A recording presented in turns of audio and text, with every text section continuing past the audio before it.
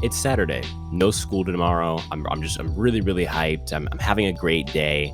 And then I check my email and I have some extremely troubling emails in my inbox from a 77-year-old man who, let's just say, is a creep, from stalking players to claiming to have 50 Fijians working under him who also work on Survivor. There's a lot of people involved in this tangled web that surrounds Larry, who we'll be talking about in this video. From a YouTuber with 11 subscribers to arguably the most popular Survivor leaker website that we have right now, to CBS itself. And on top of that, of course, your boy, Spencer. And so there's a lot of stuff involved. There's a lot of variables. There's a big story going on. But I think the real question that you're probably asking is, why are you being threatened to be sued by some 77-year-old pervert? And the answer to that question lies about 3 days before those emails were ever sent.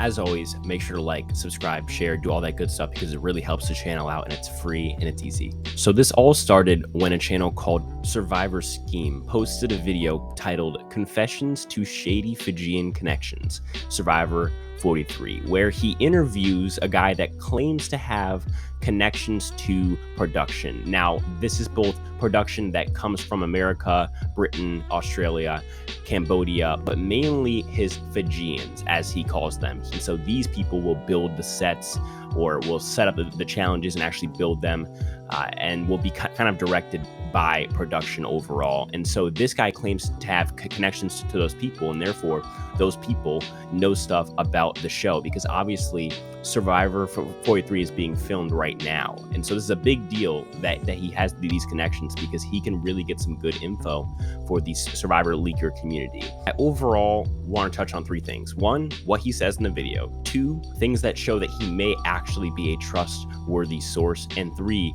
things that tell you that he may not be a trustworthy source. So again, to be clear, this is just an interview between Neil and/or Survivor Scheme, obviously Neil is his real name, and Larry, the old guy who is a leaker. And this is Larry talking about the fight that happened, or at least supposed fight that happened, between production and the Fijian workers, and specifically Jeff Probst. Here's Larry talking about that story. Have you heard from your Fijians today? What time is it there? I don't know what time it is in Fiji. They're getting off work. They aren't off work yet. Like work on the show? Yeah, they work on the show every day. Like, so... They got in trouble by Jeff for not having tribal on time. Oh, wow.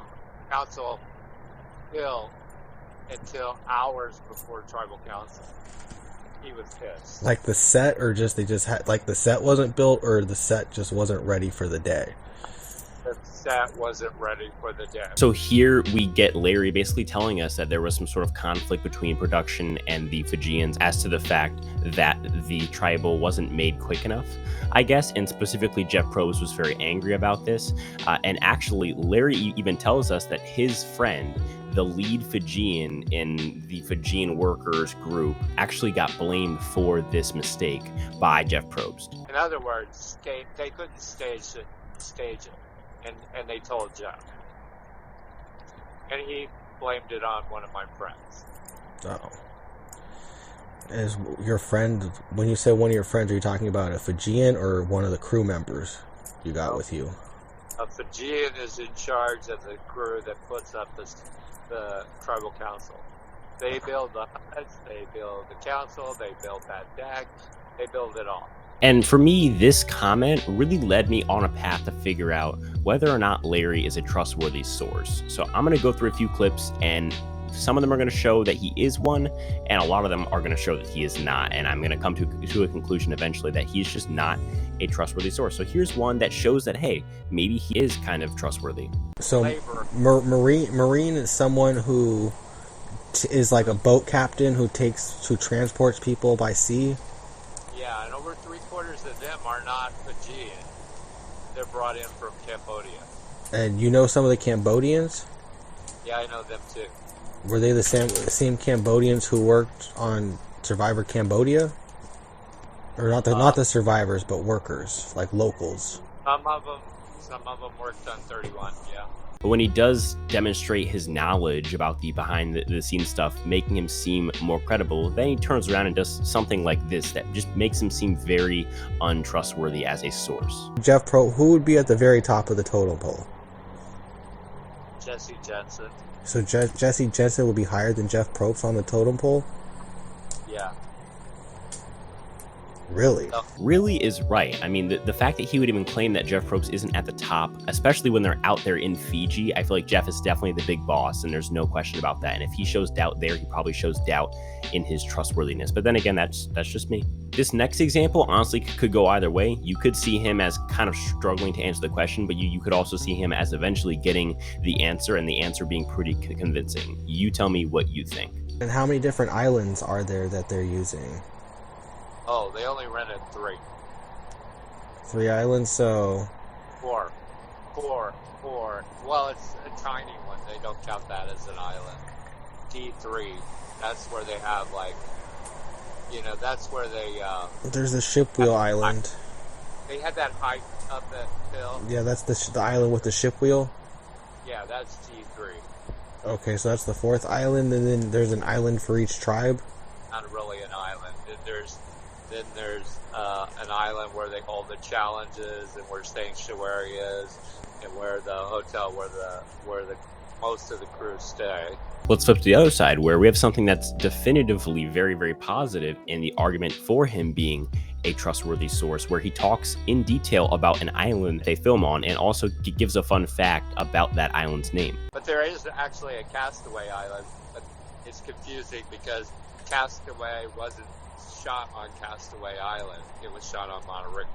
And in this last clip, we have Neil asking Larry when Larry plans to leak the Survivor 43 logo that Larry claims that he has right now.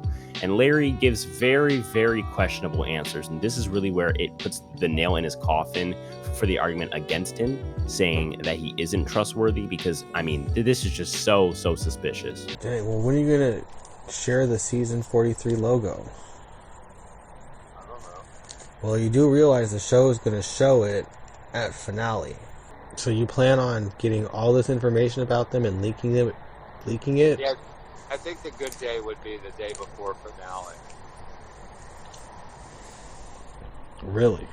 If you didn't hear it correctly, Larry claims that he'll release it the day before the finale of 42, which is awfully convenient timing, as I'm sure by then it'll be leaked on a different website, exonerating Larry from the responsibility of leaking it, and therefore proving his untrustworthiness as a source. Not only that, but Larry has been known to stalk players that have been on the show, particularly the young and more attractive players, at bars across the country and also in Fiji. He's quite the creep. So after seeing this spectacle that is Larry, I knew that I had to make a video on it, and so I reached out to Survivor Scheme, whose name I would later learn is Neil, and me and Neil had a really good conversation. I won't say everything I'm putting on the screen right now. You can always pause, but I think the entire combo can be summed up by the last sentence that Neil sent me, which is good luck with that creep.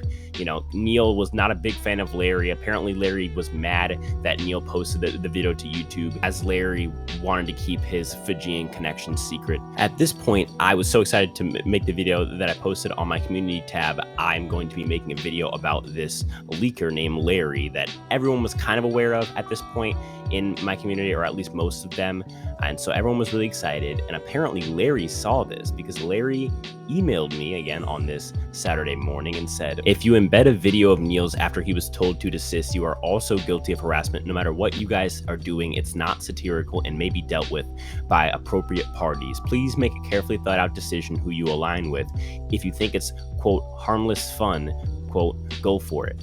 I've turned really mean lately. So obviously what he's trying to say is, if I prop up Neil's video in my video, which I was going to do and am doing right now, then I'll be guilty of harassment, I guess, of him. I don't know how that's harassment. That's happening all the time on YouTube. It happens every single day, and it's nothing new. He then followed this up, one about 25 minutes later, and the other about 125 minutes later, where he says, if there's any legal follow-up, I will give them all information I was able to attain about you, essentially threatening to stalk me until he finds crazy stuff about me, which of course there is none. He also says, just came to my attention that you're ready to release a video to harass me. Please run this by me and CBS before you post to avoid any possible repercussions. So basically he's saying that I cannot post this video because it's harassment. He hasn't even seen the video and he's saying it's harassment. It's the exact opposite of harassment. It has to affect you in some way. It hasn't even been dropped. How can it possibly affect you? I looked at his Twitter and there's nobody harassing him on mine or Survivor Scheme / Neil's behalf. So I don't know where this is coming from. I don't know what he means, but it's silly stuff. I would have responded to troll him, but I just don't even want to mess with this guy because this guy just seems nuts. But if this video gets to, well, what's a crazy number that we could never get? I'm trying to, like, 300 likes. If this video could get to 300 likes, I'll email him back and try to basically just troll him. And I'm sure he'll be like, I'm suing you. I'm coming after your family. Obviously, we're never going to hit that, so let's just try and stay away from that number, but we'll see. And the reason that I brought up Inside Survivor earlier is the fact that I think Larry is pressuring Inside Survivor to do things earlier, because when Larry leaked an entire tribe from this season earlier this week named Vessi, Inside Survivor leaked the whole cast about a day after that happened in response, because they didn't want Larry to leak it first, because obviously they're like the big dogs in the Survivor leaking game. And so I think it forces bigger websites to do things quicker, which I guess in the end makes Larry sort of a hero, I guess, because he's forcing Inside Survivor to leak the cast quicker. But then again, is he really a hero when he stalks people in bars and, you know, says crazy stuff? But let me know what you guys think in the comments. Is he a creep? Is he a hero? Let me know. As always, none of this happens without you guys. Without you guys, I'm just a weird guy spinning weird microphone. So as always, thank you. And if that's it, I'll talk to you guys in the next one. Peace.